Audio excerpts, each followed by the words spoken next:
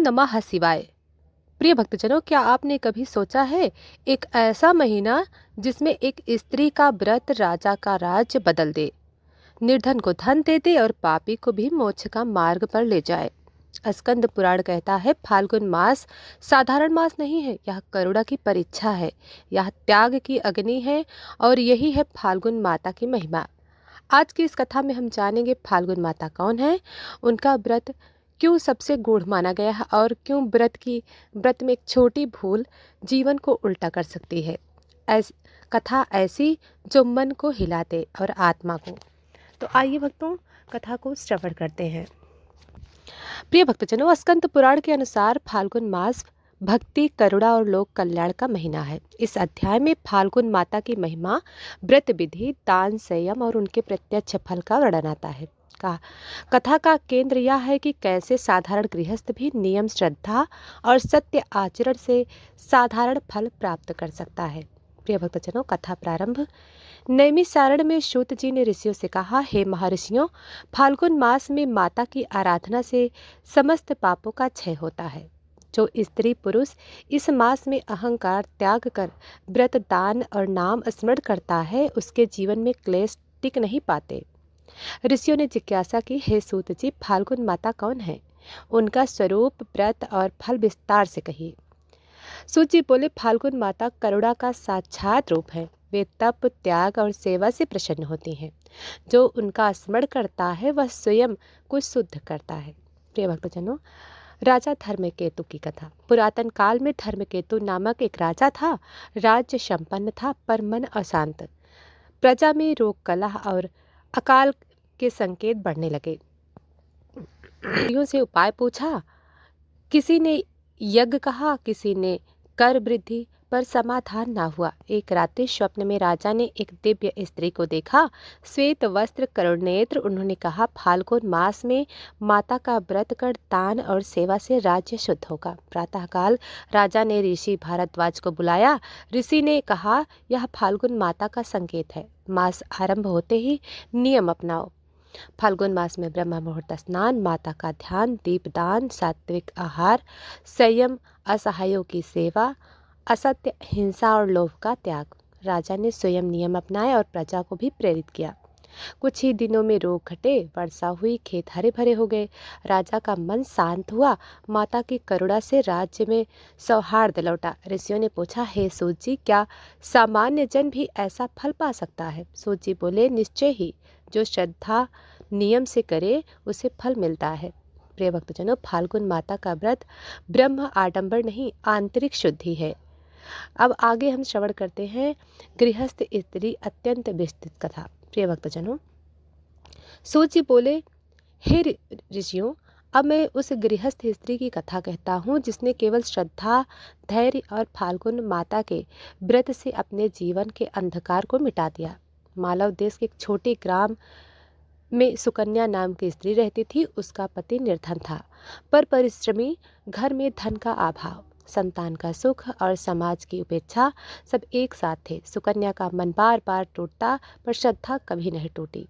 दिन रात वह ईश्वर से प्रार्थना करती, हे माता, यदि कोई दोष है तो क्षमा करें, पर मार्ग दिखाइए। फाल्गुन मास की अमावस्या की रात्रि सुकन्या ने स्वप्न में देखा, एक तेजस्वी माता श्वेत वस्त्रों में करुणा से भरी हुई दृष्टि से बोली, वश्य, फाल्गुन मास में नियम, संयम और सेवा से मेरा व्रत कर, मैं तेरे घर का क्लेश हर लूंगी। स्वप्न टूटते ही सुकन्या की आंखें से आंसू बह निकले, दुख के नहीं, आशा के। प्रिय भक्तजनों, फाल्गुन मास के प्रथम दिन सुकन्या ने प्रातःकाल स्नान कर संकल्प लिया। पति ने कहा, इतना सब कैसे होगा? सुकन्या बोली, माता रास्ता स्वयं बनाएंगी। व्रत के 7वें दिन घर में अन्न समाप्त हो गया। पति विचलित हुआ। सुकन्या ने अंतिम आटा भी किसी भूखी वृद्धा को दे दिया। उस रात्रि दोनों भूखे सोए।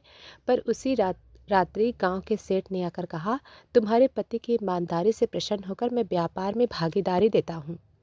दिन बीतते गए, घर में समृद्धि आई, संतान सुख मिला, पति का सम्मान बढ़ा। सुकन्या के मुख पर तेज दिखने लगा। ग्राम की स्त्रियां आश्चर्य करने लगीं। सूत जी बोले, यह माता की कृपा थी जिसने त्याग को फल में बदल दिया। प्रिय भक्तजनों, फाल्गुन मास में दान माता को अत्यंत प्रिय है। अन्नदान, वस्त्रदान, जल सेवा, दीपदान, मौन सेवा। जो स्त्री पुरुष यह करता है उसका जीवन स्वयं यज्ञ बन जाता है। प्रिय भक्तजनों, सूत जी ने कहा, हे ऋषियों, यह कथा केवल एक स्त्री की नहीं, हर उस आत्मा की है जो श्रद्धा से झुकती है। प्रिय भक्तजनों, ऋषियों ने सूत जी से पूछा, हे महामुने, यदि कोई मनुष्य फाल्गुन माता का प्रारंभ करके बीच में छोड़ दे या नियमों का उल्लंघन करे तो उसका क्या फल होता है, और जो पूर्ण श्रद्धा से अंत तक पालन करे उसे कैसे परम फल प्राप्त होता है। सूत जी बोले, हे ऋषियों, यह प्रश्न अत्यंत गूढ़ है, क्योंकि व्रत केवल कर्म नहीं, वह मन की परीक्षा है। सूत जी बोले, फाल्गुन माता के व्रत में ये दोष विशेष रूप से बाधक होते हैं। नंबर 1, अहंकार का प्रवेश। नंबर 2, वचन भंग। नंबर 3, दान दिखावे के लिए करना। नंबर 4, परनिंदा। नंबर 5, क्रोध और कटुबाड़ी। नंबर 6, असत्य व्यापार। जो इन दोषों को पालता है उसका पुण्य क्षीण हो जाता है। प्रिय भक्तजनों, पुराने समय में कौशिक नाम का एक व्यापारी था। उसने सुना कि फाल्गुन माता के व्रत से धन लाभ होता है। उसने बिना श्रद्धा केवल लाभ के लिए व्रत आरंभ किया। प्रारंभ से उसे लाभ हुआ, पर भीतर अहंकार बढ़ता गया। वह कहने लगा, मेरे व्रत से ही सब हुआ। एक दिन एक साधु ने भोजन मांगा। कौशिक ने क्रोध में कहा, आज व्रत है, जाओ। उसी क्षण उसका पुण्य क्षीण होने लगा। व्यापार डगमगाया, मित्र दूर हुए और अंत में अपयश मिला। दुखी होकर कौशिक ने ऋषि के चरणों में शरण ली। ऋषि बोले, वत्स, माता दयालु हैं, यदि सच्चा पश्चाताप हो तो दोष कट जाते हैं। कौशिक ने पुनः नियम से व्रत किया, इस बार नम्रता, मौन और सेवा के साथ। फाल्गुन पूर्णिमा की रात्रि माता ने दर्शन दिए और कहा, अहंकार पतन का द्वार है, सेवा मोक्ष का द्वार है। कौशिक का जीवन पुनः पवित्र हुआ। प्रिय भक्तजनों, व्रत की सावधानियां। फाल्गुन माता के व्रत में ये सावधानियां अनिवार्य हैं। छल से दूर रहना, किसी का अपमान नहीं करना, स्त्री, वृद्ध और अतिथि का सम्मान करना, भोजन का अपव्यय न करना, प्रतिदिन आत्मचिंतन करना जरूर। सूत जी बोले, हे ऋषियों, जो मनुष्य फाल्गुन माता का व्रत पूर्ण श्रद्धा से करता है उसके पूर्व जन्म के दोष कटते हैं, गृह क्लेश शांत होते हैं, संतान स्वस्थ और यश बढ़ता है, अंत में उत्तम लोक की प्राप्ति होती है। स्त्रियों के लिए यह व्रत विशेष फलदायी है, सौभाग्य, शांति और तेज प्रदान करता है। प्रिय भक्तजनों, सूत जी बोले, हे ऋषियों, फाल्गुन माता का महात्म्य यही सिखाता है कि धर्म दिखावे से नहीं, भाव से चलता है। व्रत भूख से नहीं, संयम से सफल होता है। माता वहीं प्रकट होती हैं जहाँ करुणा बसती है। जो इस कथा को श्रद्धा से पढ़ता, सुनता या सुनाता है उसके जीवन में अज्ञान या अंधकार नहीं टिकता। प्रभात काल का आकाश हल्के केसरिया रंग से दमक उठा था। वायु में पुष्पों की सुगंध थी और पक्षियों का कलरव मानो स्वयं देवताओं का मंगल गान कर रहे हों। राजा धर्मव्रत प्रातःकाल ब्रह्म मुहूर्त में उठे, शीतल जल से स्नान कर स्वच्छ वस्त्र धारण किए और शांत चित्त से भगवान शिव का स्मरण करने लगे। उन्होंने दोनों नेत्र बंद कर लिए, मन ही मन यह संकल्प लिया, हे महादेव, आज फाल्गुन मास के तृतीय दिवस पर मैं अपने मन, वाणी और कर्म से किसी जीव को पीड़ा नहीं पहुंचाऊंगा। यह संकल्प करते ही राजा के हृदय में एक अद्भुत स्थिरता उत्पन्न हो गई, मानो वर्षों से भटकता हुआ मन अब अपने स्थान पर ठहर गया हो। प्रिय भक्तजनों, सूत जी ने कहा, हे ऋषियों, स्कंद पुराण में वर्णित है कि फाल्गुन मास का तृतीय दिवस क्षमा और मौन का दिवस माना गया है। जो व्यक्ति इस दिन अनावश्यक वाणी से दूर रहता है, कटु शब्दों का त्याग करता है और दूसरे के दोषों को अनदेखा कर देता है, उसके जीवन से अनेक अदृश्य क्लेश स्वतः ही दूर हो जाते हैं। राजा धर्मव्रत ने इस नियम को संपूर्ण राज्य में प्रसारित किया। नगर के द्वारों पर यह उद्घोष कराई, आज कोई विवाद नहीं करेगा, कोई कठोर वचन नहीं बोलेगा और कोई भी व्यक्ति दूसरे को नीचा नहीं दिखाएगा। यह आदेश का प्रभाव अत्यंत गहरा पड़ा। जहाँ पहले छोटी छोटी बातों पर कलह हो जाया करता था, वहाँ आज लोग मौन मुस्कान से एक दूसरे का अभिवादन करने लगे। व्यापारी सत्य भाव से लेन देन करने लगे, गृहस्थ अपने परिवार के साथ शांति से बैठकर भोजन करने लगे और साधु संत और अधिक ध्यान में लीन हो गए। राजा ने स्वयं भी इस दिन न्यून वाणी का पालन किया और केवल तभी बोले जब अत्यंत आवश्यक हुआ। स्कंद पुराण कहता है, फाल्गुन मास का मौन 1000 उपवासों के समान फल देने वाला होता है। प्रिय भक्तजनों, तृतीय दिवस की संध्या को राजा धर्मव्रत राजमहल के शिवालय में पहुंचे। उन्होंने बेलपत्र, जल और दीप अत्यंत श्रद्धा से अर्पित किए और किसी भी प्रकार की मनोकामना न करते हुए केवल यही कहा, हे महादेव, यदि कोई जन्मों का दोष मेरे भीतर शेष हो तो इस फाल्गुन मास की भक्ति से उसे भस्म कर दीजिए। उसी क्षण शिवलिंग से अदृश्य शीतलता संपूर्ण मंदिर में फैल गई और राजा के नेत्रों से अश्रुधारा बहने लगी। यह आंसू दुख के नहीं अपितु आत्मशुद्धि के थे।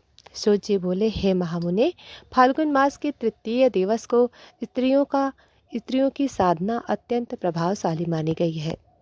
राज्य की स्त्रियां संध्या समय घरों के द्वार पर दीप प्रज्वलित कर मन शांत से प्रार्थना करने लगी, हे ईश्वर, हमारे घरों में कलह नहीं, केवल प्रेम का वास हो।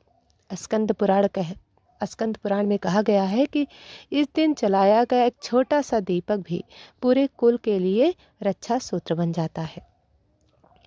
सूत जी ने गंभीर स्वर में कहा, हे ऋषियों, फाल्गुन मास का तृतीय दिवस मनुष्य को बाहर से नहीं भीतर से पवित्र करता है। जो इस दिन क्षमा को धारण करता है, मौन को अपनाता है और शिव स्मरण करता है, वह जाने अनजाने मोक्ष के मार्ग पर अग्रसर हो जाता है।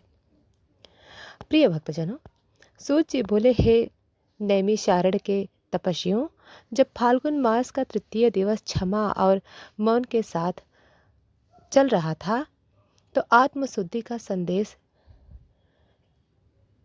प्रवाह होते ही सूर्य की किरणें मंद मंद मुस्कुराती हुई नगर और वन दोनों पर फैल गईं, मानो यह कह रही हों कि आज का दिन अंतर मन की मलिनता को धो डालने का है।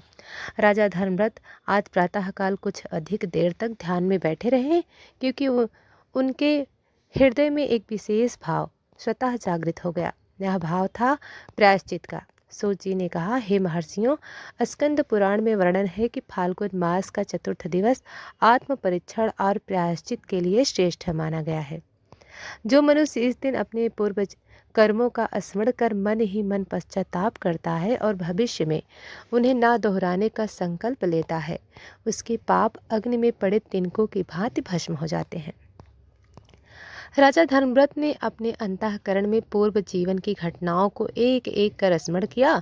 जहाँ कहीं भी कठोरता, अन्याय या असावधानी हुई थी, वहाँ उन्होंने हृदय से क्षमा मांगी।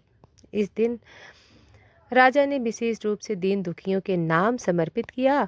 उन्होंने आज्ञा दी कि नगर के बाहर जो रोगी, वृद्ध, अनाथ और उपेक्षित लोग हैं, उन्हें राजमहल के समीप लाया जाए और उनके लिए अन्न, औषधि और शीतल जल की व्यवस्था की जाए।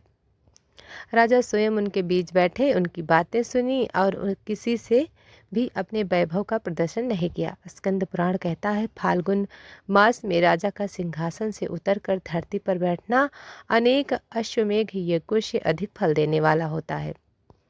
प्रिय भक्तजनों, संध्या के समय अब राजा ने दीप प्रज्वलित कर शिवालय में प्रवेश किया तो वातावरण अचानक अत्यंत शांत हो गया। ना पत्तों की सरसराहट थी, न दीप की लौ कांप रही थी, मानो समय स्वयं थम गया हो। राजा ने शिवलिंग के समक्ष केवल इतना कहा, हे महादेव, यदि मेरे भीतर अज्ञान का अंश शेष हो तो आज इस दिवस में उसे भी हर लीजिए। उसी क्षण राजा के मन में एक भारी बोझ उतर गया। उनके मुख पर अद्भुत शांति फैल गई। यह शिव की अदृश्य स्वीकृति थी। सूत जी बोले, हे ऋषियों, गृहस्थों के लिए विशेषकर संदेश लेकर आता है। इस दिन यदि परिवार के सभी सदस्य एक साथ बैठकर भोजन करते हैं और एक दूसरे के प्रति कृतज्ञता प्रकट करते हैं तो उनके घर में दरिद्रता और क्लेश धीरे धीरे विदा लेने लगते हैं। प्रिय भक्तजनों, राजा धर्मव्रत ने अपने महल में आज कोई वैभव नहीं रखा, साधारण भोजन किया और परिवार के साथ भूमि पर बैठकर भोजन ग्रहण किया।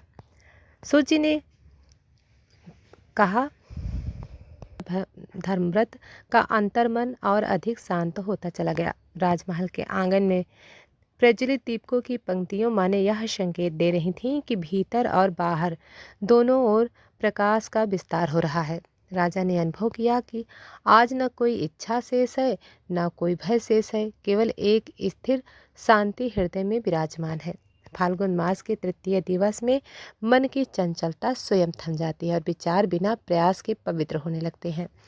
जो मनुष्य इस दिन स्वयं स्वयं से प्रश्न करता है, वही अपने जीवन की दशा को सही रूप से पहचान पाता है।